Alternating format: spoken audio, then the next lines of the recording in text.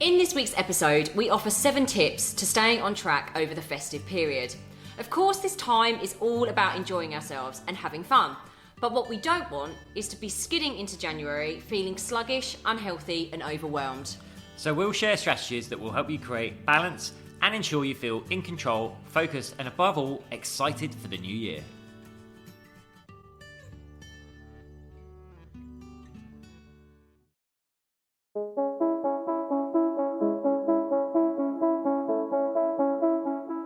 Hi, I'm James Davis. And I'm Claire Davis. We're the Midlife Mentors, here to lift the lid on how to achieve health and happiness. The balanced, no-nonsense way.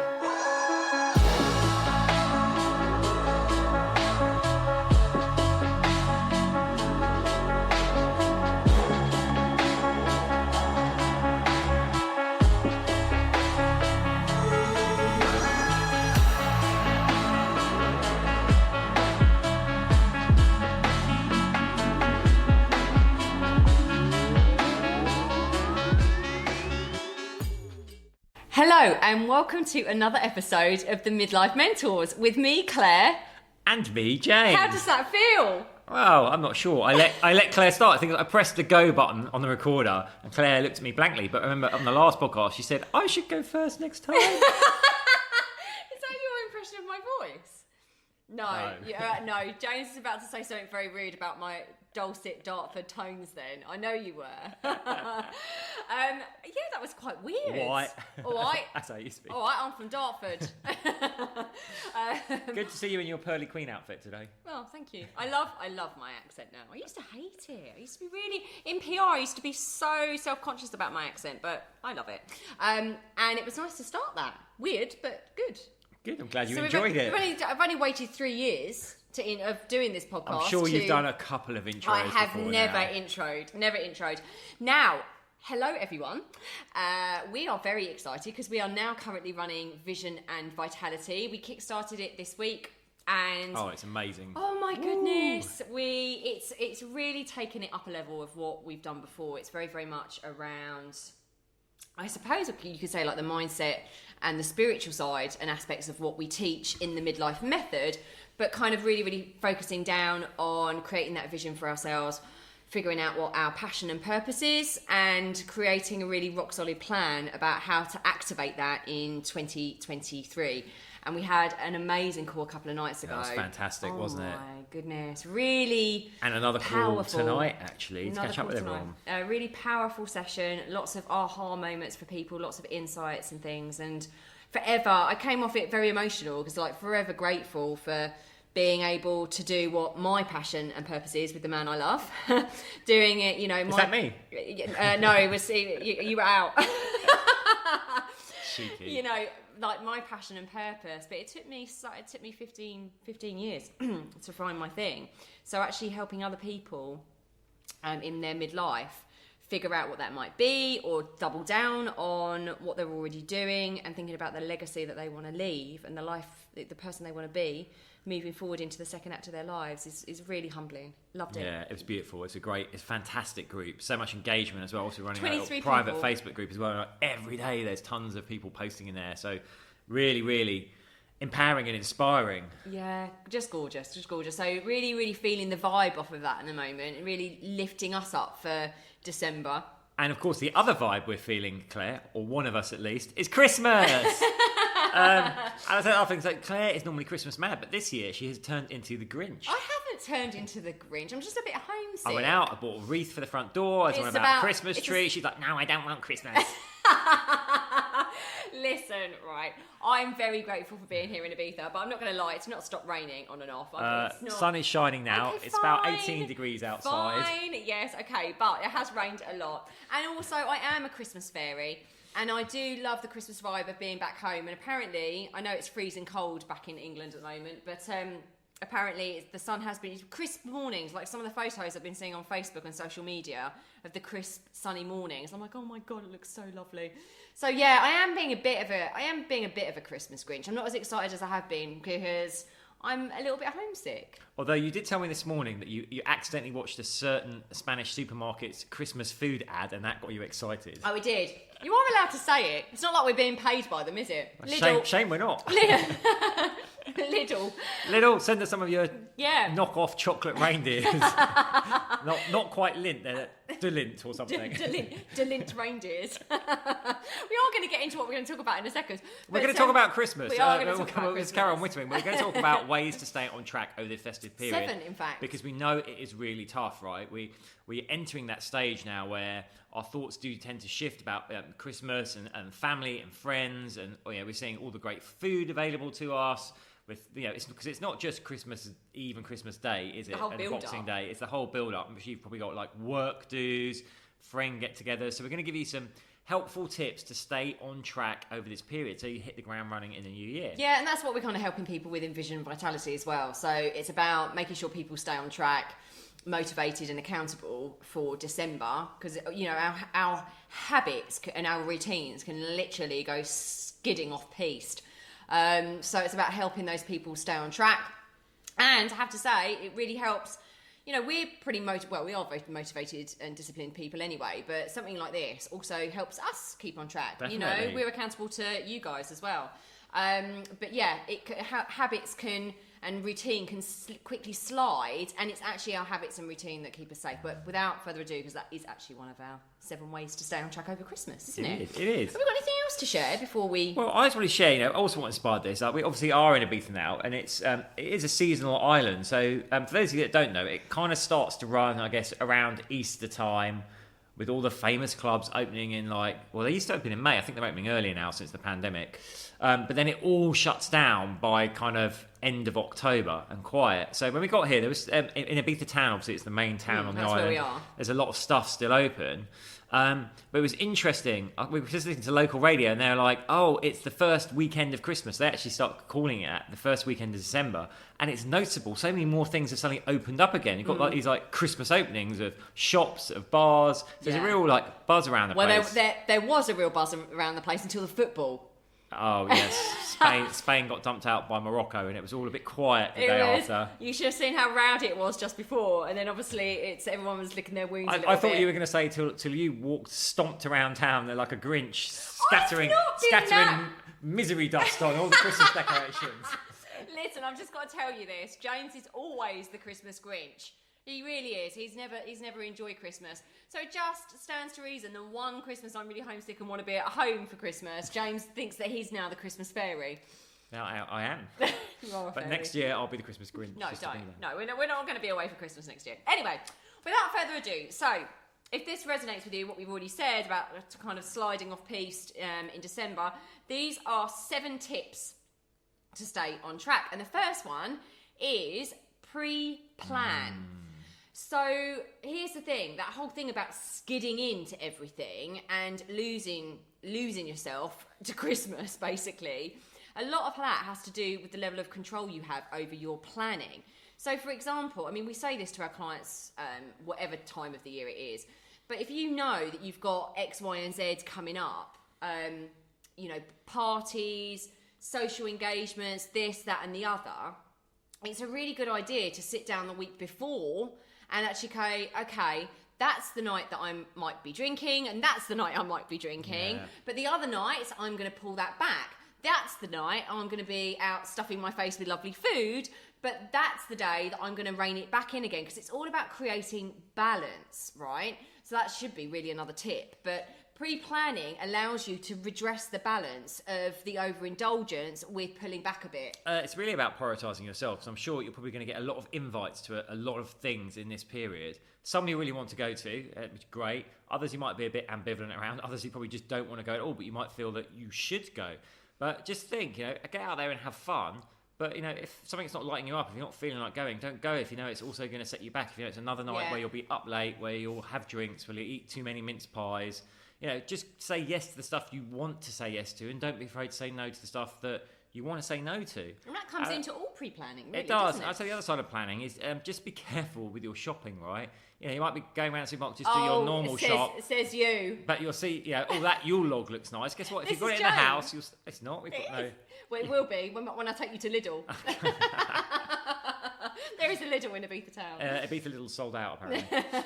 If you've put that stuff in your basket, you take it home, then guess what? You probably are going to end up eating it. So just think, do I need to actually get that now, or do I want to wait a bit? Yeah. So plan your going out, plan your food, plan your eating. Just stay on track in the run up to Christmas. And as James said, do feel like you can say no to some things. Running yourself ragged and increasing your stress levels is only going to make things a hell of a lot worse for yourself come January. You're going to be absolutely exhausted from everything. So, you might think that, I know a lot of us are people pleasers, you might think that you have to say yes to everything, but just be really, really careful on, prioritising yourself, prioritising your own health as you go through this period.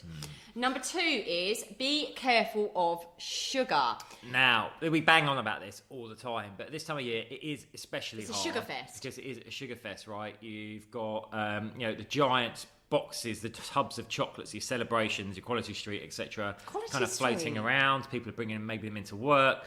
You've got obviously your mince pies, your Christmas cakes, your Yule logs. James is salivating as he's going through this list. But the other thing people get caught out is all the festive coffees that are on offer at all the coffee shops, right? Your gingerbread lattes, your cinnamon caramel delights or whatever. If you go and look at these, the sugar content of those things is through the roof. So again, enjoy one maybe now and again, but don't be like swapping your normal coffee or beverage for your sugared up syrupy festive mix every day, because your calorie count is going to go through the roof, your insulin is going to spike, taking you down to a low. And then you're going to crave more sugar because you're on this roller coaster.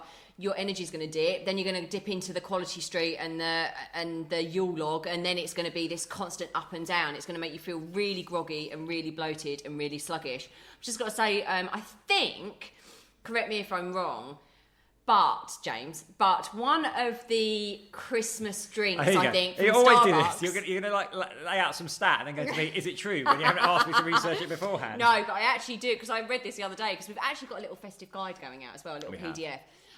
That actually one of the coffees has 34 grams of sugar. No, this is true. Per 100 grams. So 34 grams of sugar per 100 grams is an incredibly high sugar product. In fact, NHS guidelines, it's 21.5 grams per 100 grams of sugar is a high sugar product. So this is like 34 in a drink. And you're like, oh my goodness, that's over your... Yeah, I mean, it's... Most of them, actually. We go to all the major coffee chains and look at the ones, the festive beverages that they have. I mean, the flavours are all coming from syrups, which are sugar-based. They're adding things like cream. Some of them got like marshmallows in as well. Just go easy on that kind of stuff. Just be careful on that sugar, because and start reading. We always say this: read the food labelling of things. You can still enjoy nice food and have it as low sugar products as well. But again, that kind of comes into point 1. It's like, plan when you're going to indulge in those things. And like James said, in point 1, don't necessarily have it in the house. Don't have all those sugary things in the house. I know it's difficult with those of you that have got kids. But, just be careful with how much sugar that you've got lying around the house, because what goes up, if you're having that sugar spike, you're going to come down and you're going to constantly crave more. Number 3 is choose alcohol wisely, right? So there are some, drinks out there that are going to be laden with sugar. So this is kind of following on from point 2, laden with sugar. So again, you've got all these sugary snacks, sugary things, and then you're going out and having really sugary drinks. So, your cocktails out and about with your friends or your family, they're going to be laden with sugar. Or highly calorific things like the old Baileys comes out. The Baileys. Baileys hot chocolate. I mean, you're slamming in just like a horrendous amount of sugar and calories and fat there. Yeah. Even though it's delicious. It is delicious. But the things that you probably want to be going for, what would you say other than cocktails? You've got your... Well, I'd say Prosecco's quite high in sugar. Yeah, I mean, you want to go for wines. You want to go for the drier wines. Dry whites. Yeah, and then you want spirits. You want to go for clear spirits and have low calorie mixes with them. And the thing is, when you're choosing alcohol wisely as well, because you're going to go to a lot of events probably where they're probably going to be drink focused. It's also about making wise choices when you're there. So could you, rather than having a glass of wine, have a wine spritzer, for example? Could you make sure you're alternating a gin and slimline tonic with just a diet lemonade for the next drink, just so you're not tipping over? Because the thing is, when we drink alcohol, again, it's going to affect. For women, it's going to affect our estrogen levels. It's going to lead to anxiety the next day because estrogen plays a role in our serotonin production. It's going to play havoc with our insulin levels. So we wake up, feeling hungry. Our ghrelin's really stimulated. That morning after drinking, you just want to get starchy, fatty food in. So pick wisely in terms of the drinks that you are drinking, and then also kind of pace yourself as well when you are drinking out. And also, alcohol is going to lower our cognition, basically. So if you can slow down the rate of which you're drinking, because when you're drinking, it's weird how this happens. The more you drink, the less aware you are of how much you're still drinking. People are coming around, topping up your wine glass, all this sort of stuff. So slow down. Have that glass of wine. Yes, whatever, or a glass of Prosecco, a glass of champagne, have that, but make sure you have got a glass of water. If you're sitting down at dinner, make sure you've got a glass of water that you keep alternating your sips between. So that's a nice little strategy, because slow it down. If your glass isn't empty, people aren't going to keep filling it up. So just slow down. I think that's all on alcohol. The next one is up the level of protein. So protein, again, when we're eating a lot of this sugary food and we're eating a lot of this starchy food, all these prepackaged food, this stuff that we wouldn't normally eat comes out, we're more likely to eat less protein in our diet. It's very difficult for a lot of people to get enough protein in their diet anyway. But the reason you want to do this is because protein triggers the hormone leptin, which is the hormone that says I'm full. So if you're eating more protein, you are less likely, and it's triggering that leptin, you're less likely to want to keep snacking on those chocolate biscuits and the chocolates, whatever, and the crisps and all of that other stuff. So upping your protein and making sure that you plan that protein into your day is really, really important. And we would say as well, try to eat protein before you go out. Yeah, this is a good tip. If you are going on a night out, number one, make sure you have eaten something before you go if you're going to be drinking, just so you've got something in your system. But also go for like a protein heavy meal so you feel more full and you're less likely to want to snack. Because the other thing is that when we drink as well, it stimulates ghrelin and makes us want to pick at things. Then obviously when you're out and about, you do go for those protein-based snacks. So rather than going for, the mini mince pies, the crisps, the stuff like that, the cakes, the biscuits, look for things like the smoked salmon maybe. Or a sausage. The sausage, even, the little mini sausages, things like that. You might think that they're worse, but actually that the protein in them is going to trigger that leptin and keep you feeling full. Whereas if you just eat the crisps, and the vol au vents and things like that, you're just going to keep going. Absolutely, it's so true. People they'll look at that and think, oh, that's really fatty. And yes, to a degree, obviously, they've got more fat in them, but they've also got protein in them, which is going to make you feel fuller for longer. The next one is maintain your routine. Yeah, this one is so important. Maintain your routine, friends. What tends to happen is people go haywire over Christmas. Obviously, listen, the period from kind of between Christmas Eve and New Year's can be tricksy because you might be having to move around, see different family members, different friends. Your routine's out of whack because you're not at work. But try and keep your routine all the way up to Christmas Eve if you can. Don't let it go any earlier. So, if you're used to getting up at a certain time and you go to the gym, still do that. Just keep that routine bedded in. Like the more you let your routine slip, the harder it's going to be to go back to it. So try and keep it up. And I'd say even in that space between Christmas and New Year, definitely.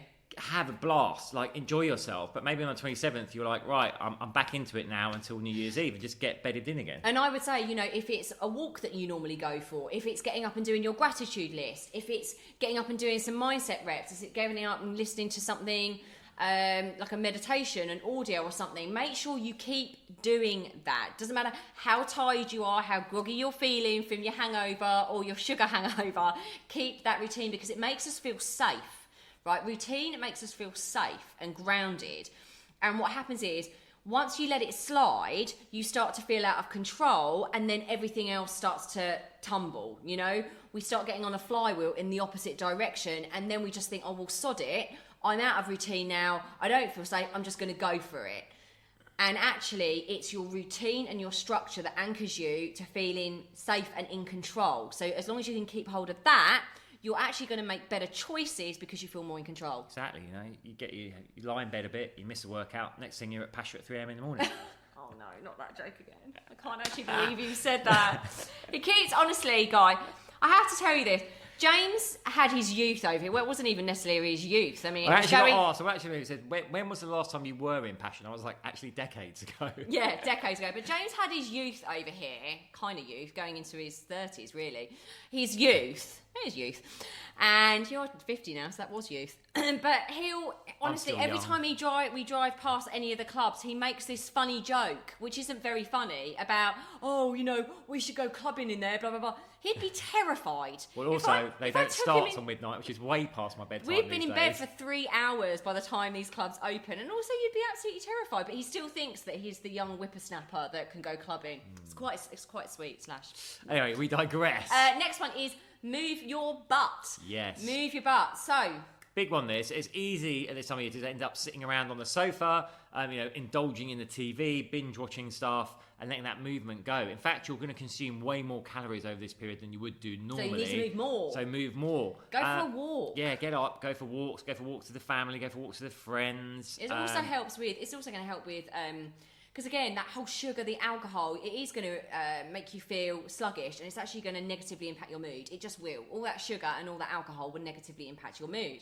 So actually getting outside and going for a walk is going to increase those feel-good endorphins. Moving, just in general, whether it's walking or your normal exercise or HIIT or whatever, it will make you feel better, make you feel more in control. But also, if you do these things outside, even though it's cold, you are going to get that hit of vitamin D, which obviously helps with anxiety and low mood. Yeah, fantastic. Okay, final tip is play it forward, right? Yes, number Think 7. about January and you'll go away. Like, how do you want to be going in? Let's forget about New Year's Day, because obviously people do like to go out on New Year's Eve. But January the 2nd... we don't really do. Well, we don't. I tell you what, New Year's Day, we're going to be on the beach doing a swim here. We are. But January 2nd, how do you want to be feeling? Do you want to be coming off the back of like 2 weeks of overindulgence, little movement, lots of sugar, lots of alcohol, just feeling like, ugh, and feeling like you've got a mountain to climb? Or do you want to be going, you know what, I enjoyed myself, I had a great time, but I kept a lid on it, I kept my routine solid, I watched what I ate, I watched what I drank, and I'm feeling good to go. Absolutely. Play it forward. So when you're at that choice point, when someone's coming around with the Jaeger bombs, you're like, let me play it forward. Well, yeah, for the next day, actually. Let me play it forward the next day. But that's so true. And that is, again, why we wanted to do Vision and Vitality, because we wanted people to have a very clear vision of where they're going, to keep the eye on the prize. And when we have a strong emotional connection to the why and the what, it's far easier to keep on track. And that level of accountability and support is also priceless. But yeah, absolutely. Just think about how you might feel in January if you let it go completely off-piste. You deserve not to feel crappy. You deserve not to look in the mirror and think, oh my goodness, look at the weight I've piled on. You deserve to wake up in the morning with more energy and not feeling like you're on the back foot as you enter a new year. So that would be our advice, is just to make sure that you think a little bit more past the quick fix now, the satisfaction now. Maybe play it forward and think the satisfaction you're going to experience if you just keep a bit more of a lid on it. Yes, and actually, if you want to head into January feeling like super motivated and being held accountable and winning my best thing, like we've taken a little break from the Midlife Method, our 8-week transformational program through only December. For this month, yeah. But we are launching a new intake. We do it in cohorts. The next one will be in not straight after you. I think it's the 9th of January. That Monday. 9th of January. So we will be onboarding people the week before that. Now, if you head to our website, themidlifementors.com, and you look at happy clients, you can see the kind of results people get, not just physically. Yes, they drop loads of weight, they trim centimetres and centimetres off their waist, off their hips, but it's about the vitality, the energy, the confidence they get, their relationship with food that they get. It's if totally you healing. want it's to change your life in January, then consider joining our 8-week program. And places are limited on that. So if you want to be in, or you just want details, you want to have a call or chat with us, drop us an email, team@themidlifementors.com, because we are already enrolling people. We've already got people signed up for that January intake. And it's really important to say we only take a certain amount of people, because we have made this mistake in the past. It's quite a few years old now. We've made that mistake in the past, but we want to give that personal experience. We want to be able to make sure that we know each and every one of you, what your goals are, what your mission is. Make sure that we are able to support you fully. So like James said, we've already got people signed up for that, which is really exciting. So that's going to be happening on the 9th of January.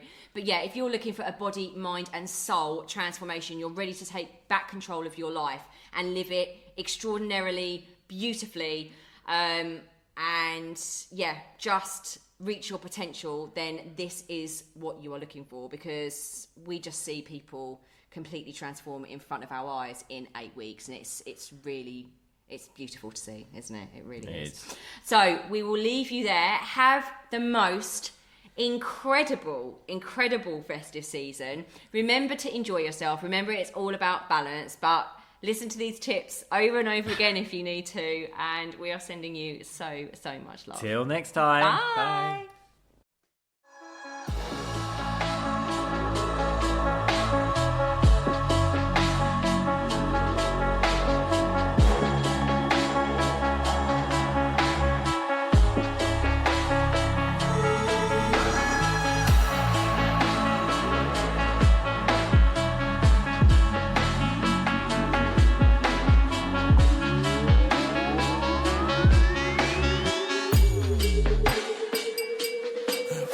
Yeah. You've been listening to the Midlife Mentors with Claire and James Davis. We'd love to hear from you, so drop us a line at info@themidlifementors.com with any questions or topic suggestions. And make sure you join us on our Facebook page and YouTube channel. You can find us under the Midlife Mentors. Yeah.